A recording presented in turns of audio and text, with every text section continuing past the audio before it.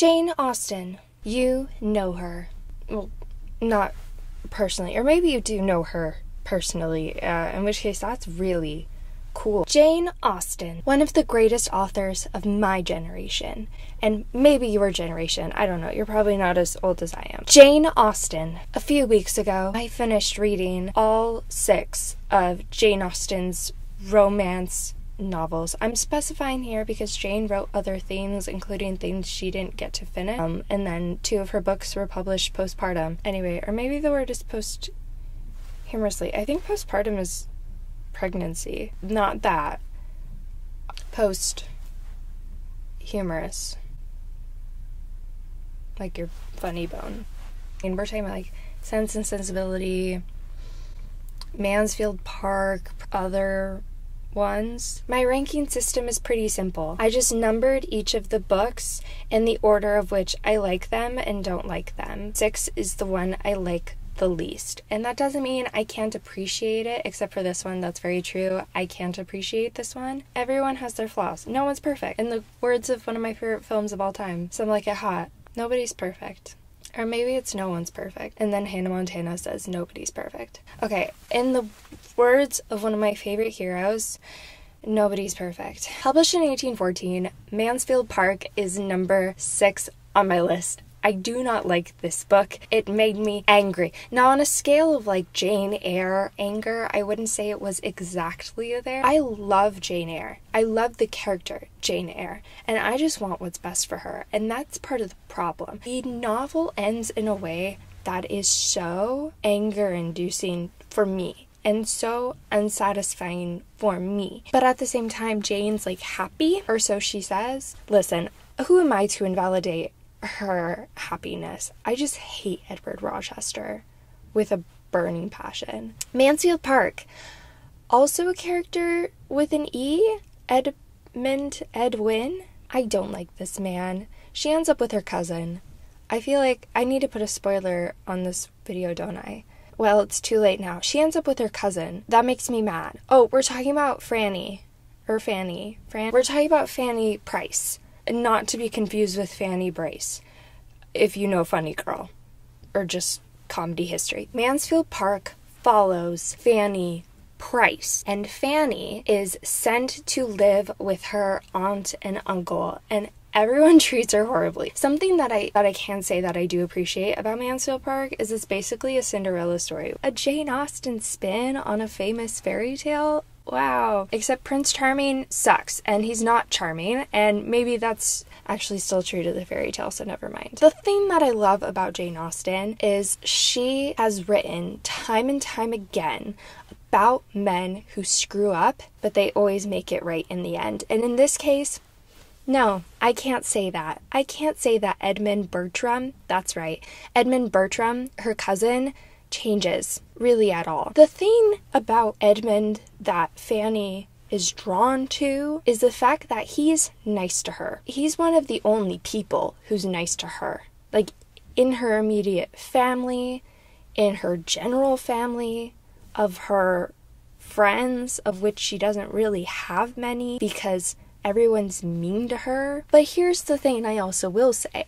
In terms of relationship dynamics in Jane Austen novels, I have had more relationships that are akin to Fanny's relationship with her cousin than I've had something akin to, like, I don't know, Elizabeth Bennet and Darcy. Okay, so in terms of realism, Mansfield Park knocks it out of the park. Alright, let's go to novel number 2, which is ranked number 5. And unlike Mansfield Park, I do actually like this novel. I like the love interest. Don't ask me what his name is. Jane Austen did not publish Persuasion. She didn't even name the novel. Everything was taken care of by her brother Henry after her passing, and he named the novel Persuasion. He took care of the publishing, and that was in addition to one of her other novels, Northanger Abbey. So 2 novels were published after her passing. Persuasion is one of them, and it's also number 5 on my list, so let's talk about it. So Anne Elliot meets this man, Wentworth. He doesn't come from anything. Man's broke, okay? He and Anne hit it off, and he proposes, but she can't say yes, or rather she feels she can't say yes despite being in love with this man. She turns him down. Skip like a decade ahead in time or something, or she's 28. I think she's 28 at this point.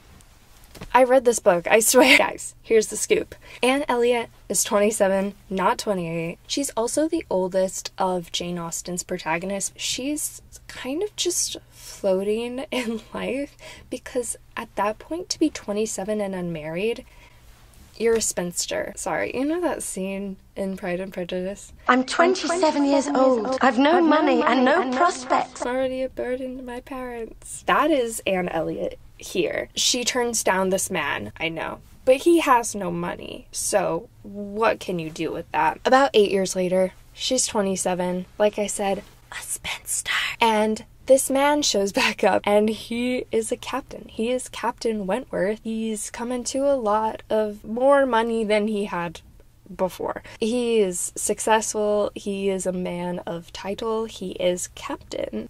He shows up, and Anne is like, oh God, why did I ever turn this man down? And that is essentially the core of the novel. I don't know, maybe the takeaway here is don't turn down a man for money, because one day he may be wealthy.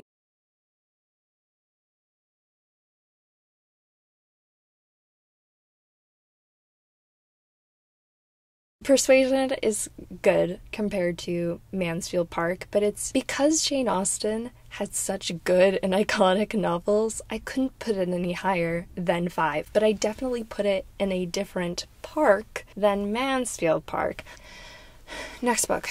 4th on my list, Sense and Sensibility. When it comes to talking about Sense and Sensibility, there's a lot, so I'm gonna try to figure this out. Sense and Sensibility makes me angry, but then it cleans itself up by the end. I could say the same about Pride and Prejudice. I kind of throw the two together in terms of how the books make me feel. Pride and Prejudice doesn't make me nearly as angry as Sense and Sensibility does. But in reading Sense and Sensibility, you can sort of see the stepping stones for how that could later develop into a story like Pride and Prejudice. So if you're ever in need of some playing cards, this is the deck I'm using. Highly recommend. The cards are so beautiful. The characters are on the cards, and there's so many characters in Sense and Sensibility that I have to use the cards to explain. There are a few players in this game, but the one thing you need to understand, we are following the Dashwood family. Our main key players here are Eleanor, Marian. They're sisters. Great. This man shows up.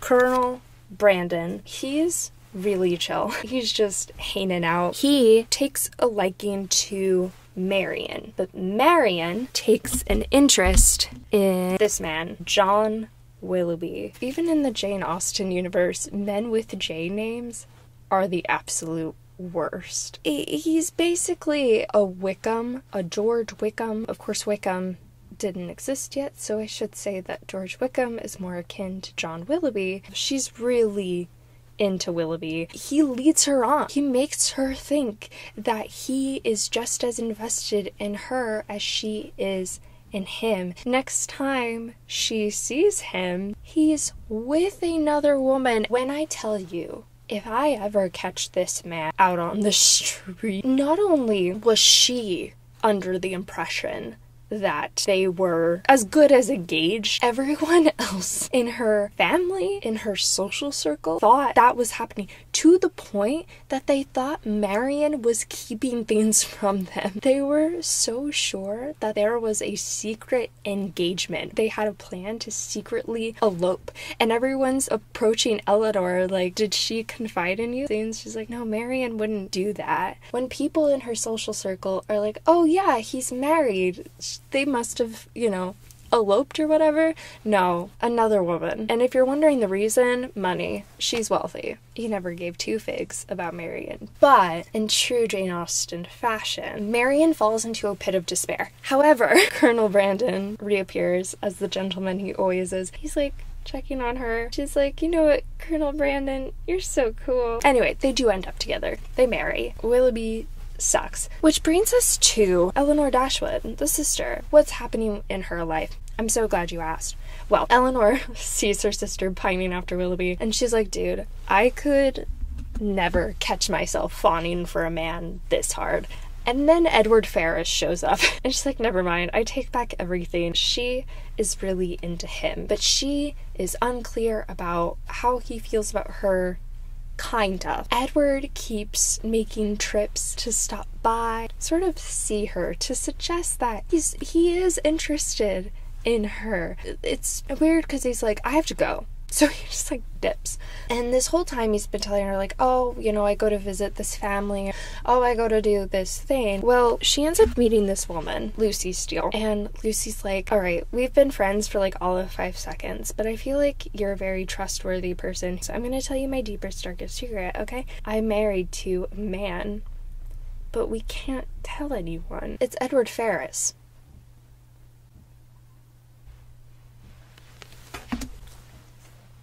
This man, he's betrothed. From the very minute that he and Eleanor met, he was and has been the whole time. The whole time. Later, when he tries to explain himself to Eleanor, he's like, I was young.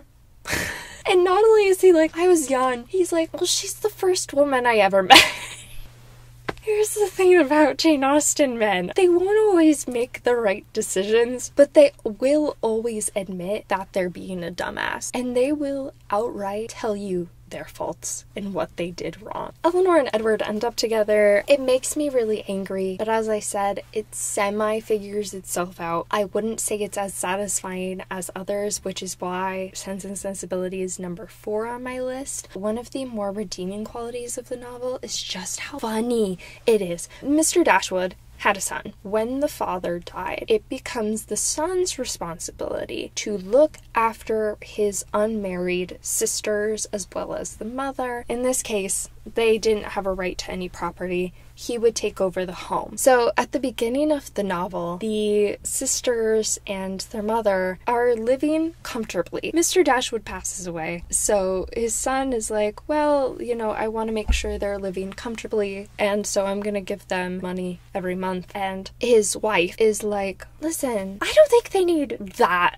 much money. Let's not get carried away. You want to give them like $10,000? I think $500 should do the trick. I don't know, like a month, maybe annually. How much money do they need? Really? Because I'm looking to renovate the house, so I'm just thinking off the top of my head here, but your money really shouldn't be going to your sisters, and it would be really, really selfish of them to try to combat that. They should be grateful to you. The writing is just it's so good. Number 3. She needs no introduction. Emma Woodhouse. She is one of Jane Austen's most divisive characters, and because of that, she is one of my favorites. My introduction to this novel was Clueless, so thank you, Alicia Silverstone. Emma Woodhouse is a character who's sort of just had life happen in service of her and is learning what it means to not be so self-absorbed. I love the characters within this book. I love how ridiculous they all are. There really isn't a character in here who isn't not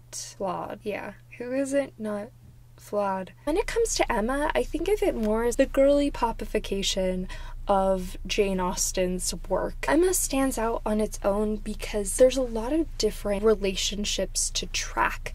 Unlike some of other Jane Austen's protagonists, Emma has a lot of different romantic interests, and they aren't necessarily always her interests, and she fails at love a lot. To take Sense and Sensibility, for example, since we were just talking about it, Eleanor Dashwood doesn't meet the perfect man, but she does end up marrying him, and it does work out. Emma doesn't have that experience, and I think her experiences are, again, more realistic to a life. Men being interested in you who you don't share an interest in. Sometimes you're interested in a man and you find out he's secretly married.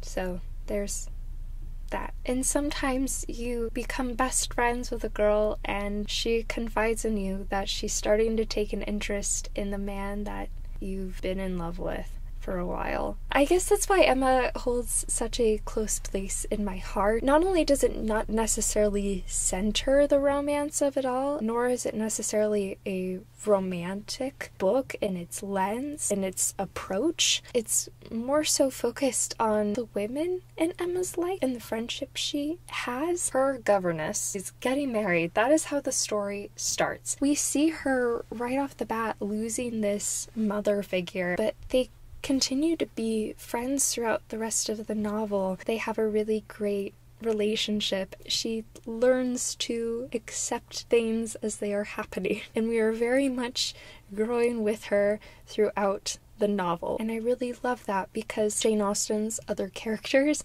tend to feel like a fully developed person. Like, yes, they have traits of stubbornness. Yes, they can be nonsensical at times, but for the most part, they are fairly logical. If you were to take a character like Anne Elliot, for example, and compare her to Emma Woodhouse, the Venn diagrams would be in like separate rooms, because Emma, she thinks she's this worldly person and therefore has this authority to sort of act as a governess herself, in the sense of, I can give people advice and I'm really good at giving advice and I'm a super helpful person and people should listen to me. That blind confidence is honestly aspirational. If there is a character in fiction who embodies delusion, I think Emma Woodhouse would fall under that category, and I love her for it. If you're somebody who is a fan of Emma or isn't a fan of Emma, because I know she's such a divisive character, please let me know your thoughts on her. Number 2 on my list